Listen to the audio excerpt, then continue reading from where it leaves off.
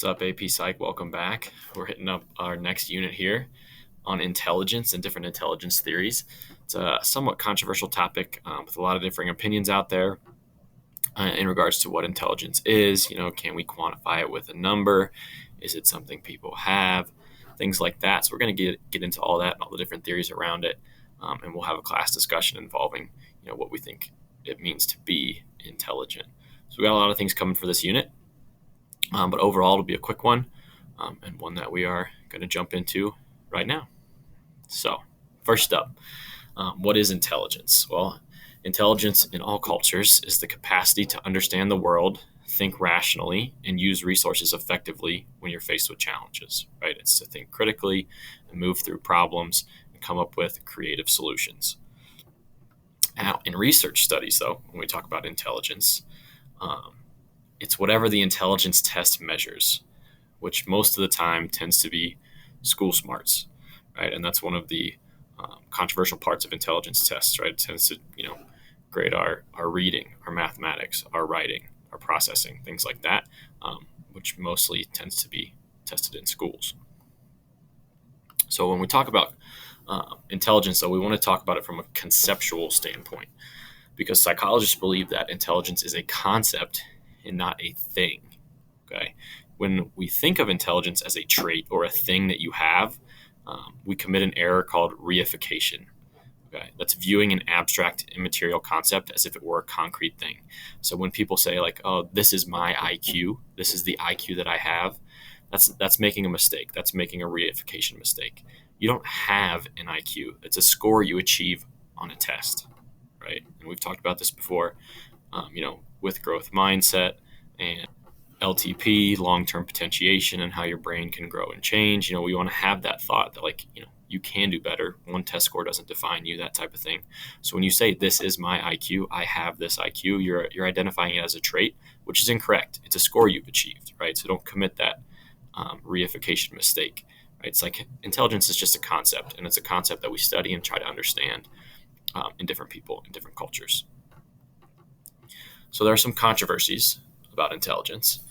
Despite the general agreement among psychologists about the nature of intelligence, the conceptual nature of intelligence, there are two major controversies. One, is intelligence a single overall ability, or is it several abilities put together? Are there multiple intelligences, or is there just one general intelligence? We'll get into that.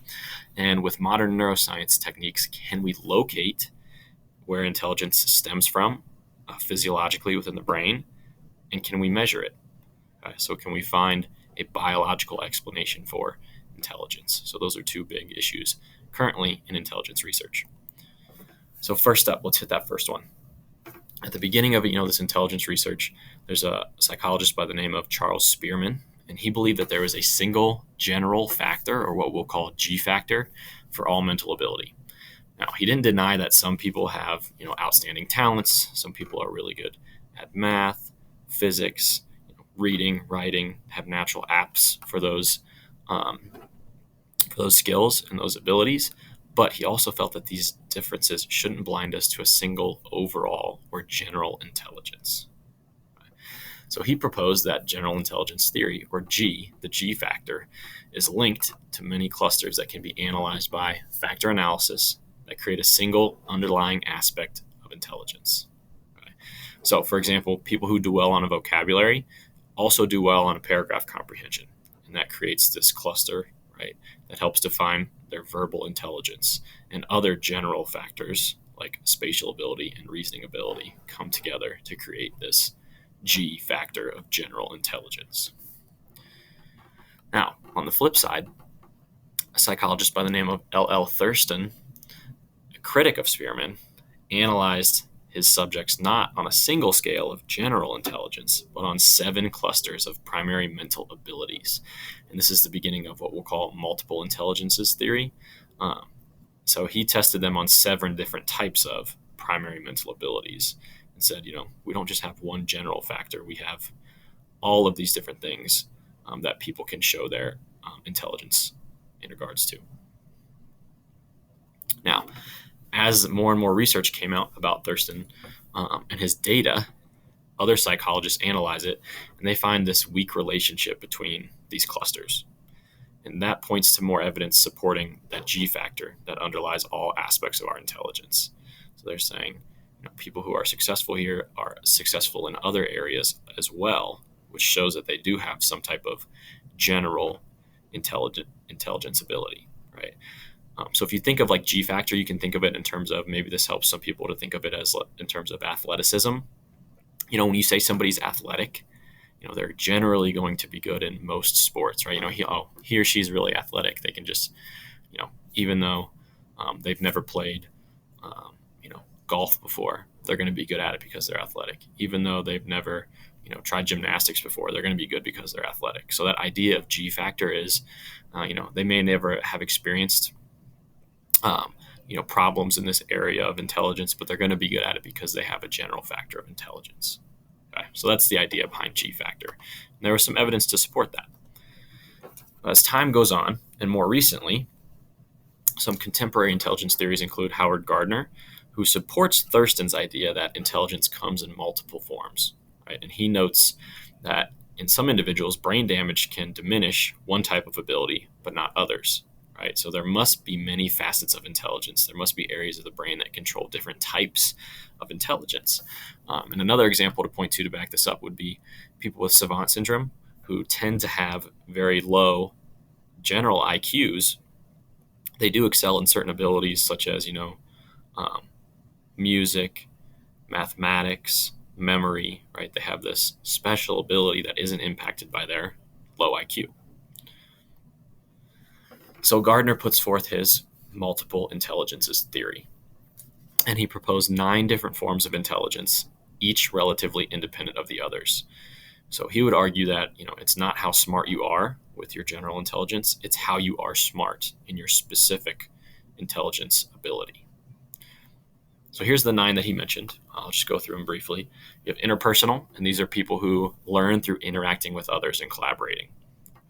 Verbal, these are people who are strong in written and spoken word, and they do well in like the typical classroom, writing, speaking, putting things together. You have the existential intelligence, and these people learn by seeing the big picture. They ask the why questions. They want real world connections. The naturalist, they learn through classifying, categorizing, hierarchies, and they often pick up subtle differences that way.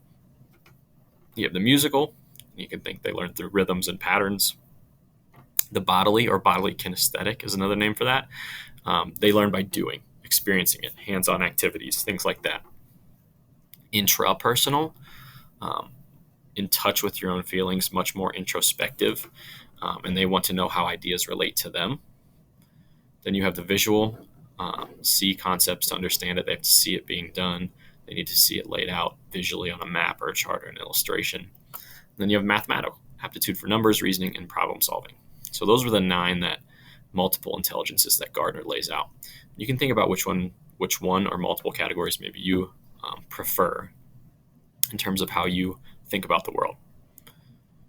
So another contemporary psychologist, Bob Sternberg, he agreed generally with Gardner, but he suggested his own theory called the triarchic theory, with 3 intelligences rather than 9. Okay. And his big criticism of G factor, he said, if IQ rules, it is only because we let it. And when we let it rule, we choose a bad master. We got ourselves into the test mess, and we can get ourselves out of it. So he wants intelligence research to focus less on testing and intelligence testing and IQ tests, and help people to understand the different ways that they are intelligent. And that is through analytical intelligence, which is your classic intelligence IQ tests. Then you have creative intelligence that makes you adapt to novel situations, generate new ideas, and practical intelligence, which you could define kind of like street smarts, intelligence required for everyday tasks. So he would say people are intelligent in different ways when you combine these 3. And some people have all 3, some have 2 out of 3, some have 1 of the 3, and that can lead to up to 7 different types of people based on his combinations. Okay, so you can pause this here if you want to look through each one specifically to see if you think one makes more sense than the other. But you have the analyzer, the creator, the practitioner, the analytical creator, the analytical practitioner, the creative practitioner, and then the consummate balancer, who has all three intelligence abilities and is therefore in the best position to make a valuable contribution to society. So both Gardner and Sternberg are proposing these theories of multiple intelligences, just in different ways.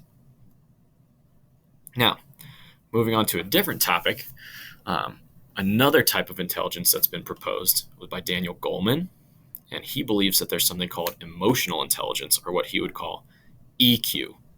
And it's a set of skills that underlie the accurate assessment, evaluation, and expression and regulation of emotions.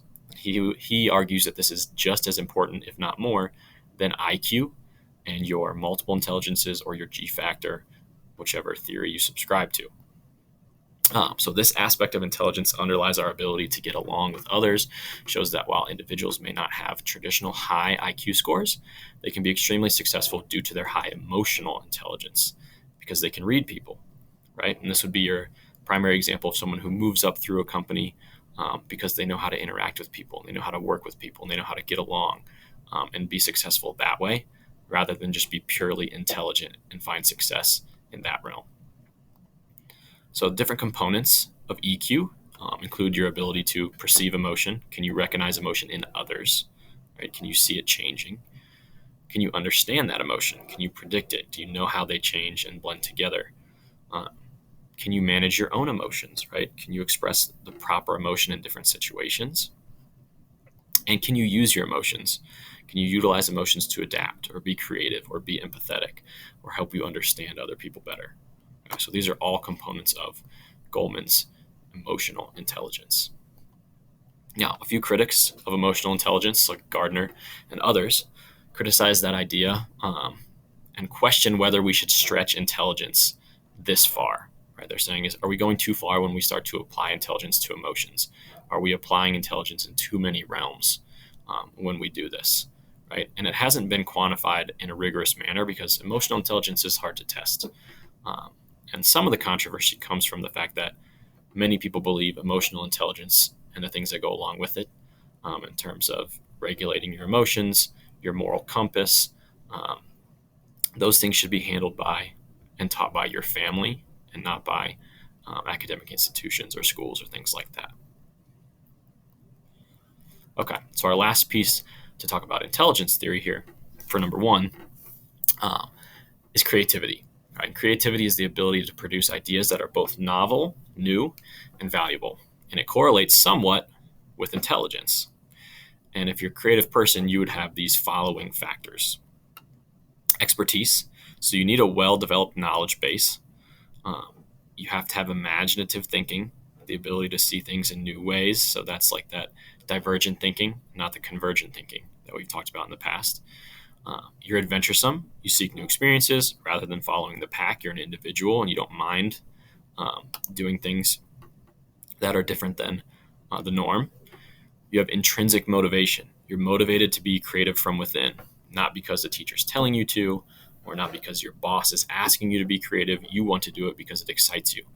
So think about when we did our defense mechanism skits, and some of you really took that on and got super creative with it because you're like, this is an opportunity to have fun and get creative because we want to be more creative, right? Or when you think about those lists that you created for Erickson's psychosocial stages, and some of you really took those lists and those applications and you compared them to colors, to candies, to cereal boxes, to TV shows, and you got really creative with that because that intrinsic motivation kicked in, and you're like, oh, this could be interesting. I'm gonna take this to the next level. Now, the last piece, you also need a creative environment, and this is why a lot of beautiful things come out of art classes, because creativity blooms in creative and supportive environments where they're asking you to be creative, and you have the freedom to then be creative in the way that you would like to be. Okay, so those are the factors that lead to the most successful creativity. So moving on to our second question from the very beginning, is intelligence neurologically measurable? So some recent studies indicate there is some correlation, about positive 0.4, right? So 0.4 is a decent correlation, not super strong, but average. Does this mean that if you have a larger brain, you are smarter? What do you think? There's a correlation that shows correlation, between brain size and intelligence. Now, hopefully you're realizing that, correlation doesn't mean causation. So there is some type of connection there between these variables, but we cannot say it causes one or the other. So we can't say, I have a bigger brain than you. That means I'm smarter than you. Okay. But we do see some gray matter concentration, higher gray matter concentration in people with high intelligence. There's a correlation there. In addition, studies of brain functioning show that people who score high on intelligence tests perceive stimuli faster, they retrieve information from memory more quickly, and they show faster brain response times. So all of this is to say there is some neurological evidence to suggest that maybe we can find a physiological reason for intelligence or a place that it occurs. And as intelligence testing and research continues, we'll see we'll see what happens with progress, and if they do eventually identify an area in the brain or different areas of the brain that correlate with that or cause it. So this wraps up our intro to intelligence and some of the original theories of intelligence. We'll get into this a little bit more in class, and we have 2 more sets of notes for this unit. Let me know if you have any questions.